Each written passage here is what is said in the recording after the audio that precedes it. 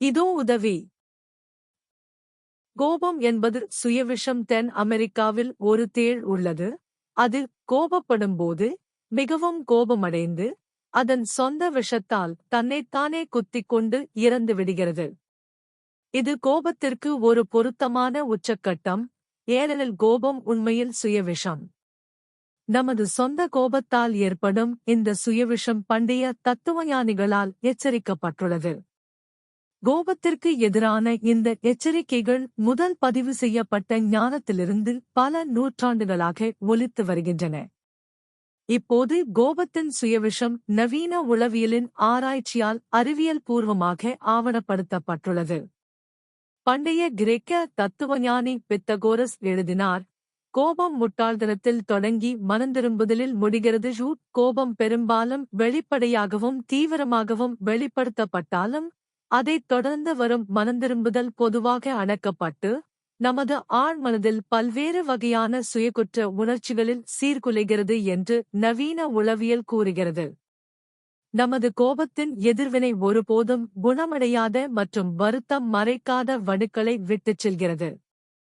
John Webster கூறியது போல், இயற்கையில் ஒரு மனிதனை இவ்வளவு சிதைந்தவனாகவும் மிருகத்தனமாகவும் மாற்றும் விஷயம் மிதமிஞ்சிய கோபத்தைப் போல வேறு எதுவும் இல்லை.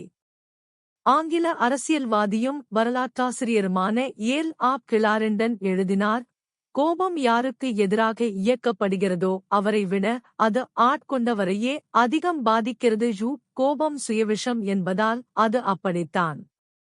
ஆனால் நம் கோபம் மற்றவர்களையும் காயப்படுத்துகிறது என்பதை நாம் மறந்துவிடக் கூடாது. மற்றவர்களை துன்புறுத்துவது அவர்களை நம் எதிரிகளாக்கி நம் மீது அவர்களின் கோபத்தை தூண்டுகிறது. கோபம் கோபத்தை தோற்றுவிக்கிறது.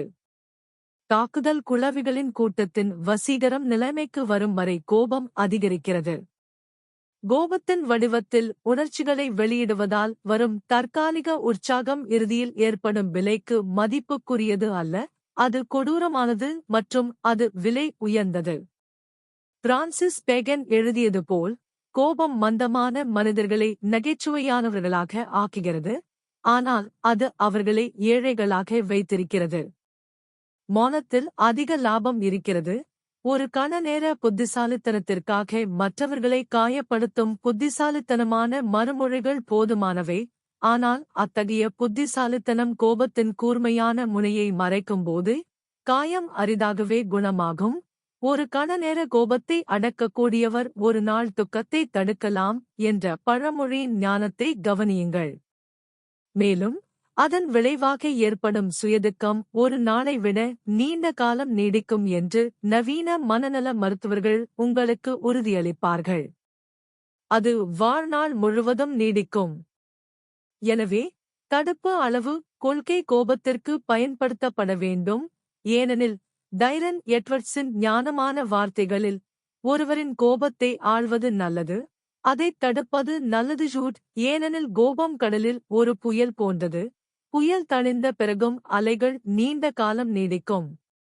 கோபத்தின் கொந்தளிப்பை ஆத்திரமூட்டலை நிறுத்துவதன் மூலம் உடனடியாக அமைதிப்படுத்த முடியாது. கோபத்தின் கோபம் எதிர்காலத்தில் கோபத்தின் வெடிப்புகளுக்கு உங்கள் எதிர்ப்பை பலவீனப்படுத்தும்.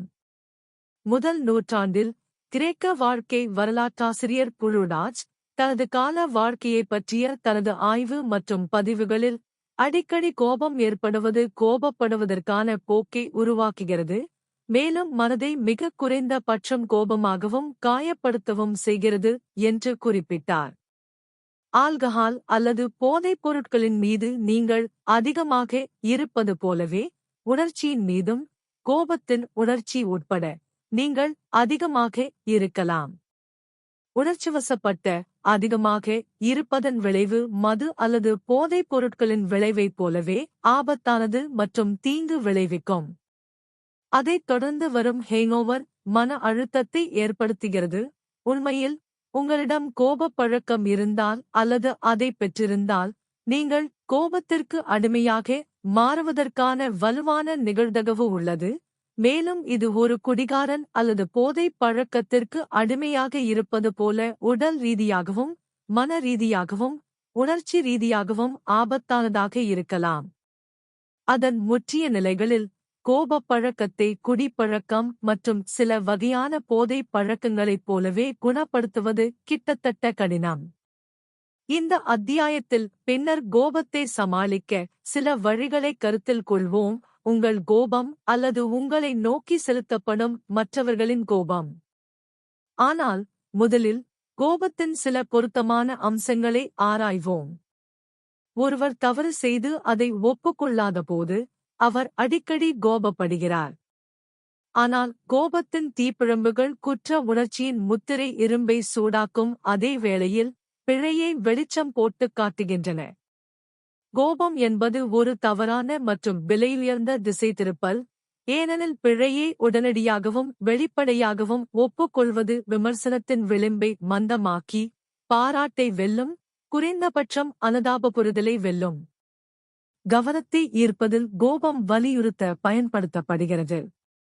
இன்று கோபமாக இருப்பது அல்லது குறைந்தபட்சம் கோபமாக செயல்படுவதும் பேசுவதும் நாகரிகமாகிவிட்டது. எனவே கோபமடைந்த போராட்டக்காரர்கள் தங்கள் கோபத்தை வெளிப்படுத்தக்கூடிய எந்தவொரு காரணத்திற்காகவும் தொடர்ச்சியான உணர்ச்சி பெருக்கிற்காகவும் கூச்சலிடத் தயாராக உள்ளனர். அவர்களின் உண்மையான குணத்தை அவர்களின் பேச்சு முறையால் தீர்மானிக்க முடியும். ஒரு பேச்சு என்பது மணி அடிப்பது போன்றது. பேசுபவர் வெடித்துவிட்டாரா இல்லையா என்பதை தொனியைக் கொண்டு சொல்ல முடியும்.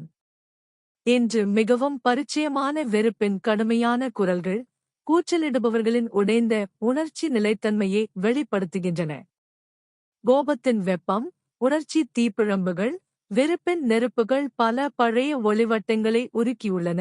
அணிந்திருப்பவரை மிகவும் முட்டாள்தனமாக தோற்றமளிக்கின்றன, ஏனென்றால் உருகிய ஒளிவட்டத்தின் வாடிய சொட்டும் எச்சங்களை அணிவதை விட வேறு எதுவும் ஒருவரை அபத்தமாக காட்டாது. பகைமை, வெறுப்பு அல்லது கோபத்தை நம் சிரமங்களுக்கு சேர்க்க அனுமதிக்க வாழ்க்கை மிகவும் குறுகியது. பிரச்சனை அதிகரிப்பதன் மூலம் எதையும் பெற முடியாது. எனவே வரலாற்றின் சில ஞானிகளால் பரிந்துரைக்கப்பட்ட கோபத்திற்கான தடுப்பு மற்றும் தீர்வுகளைப் பற்றி நாம் பரிசீலிப்போம். கோபத்திற்கான மிகப்பெரிய தீர்வு தாமதம் என்று செனெகா எழுதினார். மேலும் தாமஸ் ஜெபர்சன் தாமதத்தை வரையறுத்தார். கோபமாக இருக்கும்போது பேசுவதற்கு முன் 10 வரை எண்ணுங்கள். மிகவும் கோபமாக இருந்தால் 100 வரை எண்ணுங்கள். இந்த பழைய மற்றும் தேய்ந்து போன அறிவுரை அடிக்கடி பயன்படுத்தப்படும் தேய்மான சோதனையை தாங்கி நிற்கிறது. சிட்னி ஸ்மித் கோபத்தை தணிக்க தாமதப்படுத்த பரிந்துரைத்தார். மேலும் தனது சொந்த அனுபவத்திலிருந்து எழுதுகிறார். சூரியன் அஸ்தமிக்கட்டும், உங்கள் கோபம் மறையட்டும் என்று எங்களுக்கு சொல்லப்படுகிறது. ஆனால் நான் அது அவ்வாறு செய்யும் வரை ஒருபோதும் எழுதவோ அல்லது செயல்படவோ வேண்டாம் என்று கூறுவேன். இந்த விதி என்னை பல முட்டாள்தனமான செயல்களிலிருந்து காப்பாற்றியுள்ளது. அந்த நிகழ்வு நடந்து 20 மணி நேரத்திற்குப் பிறகு நாம் எவ்வளவு வித்தியாசமான பார்வையை எடுத்துக்கொள்கிறோம் என்பது புரியும்.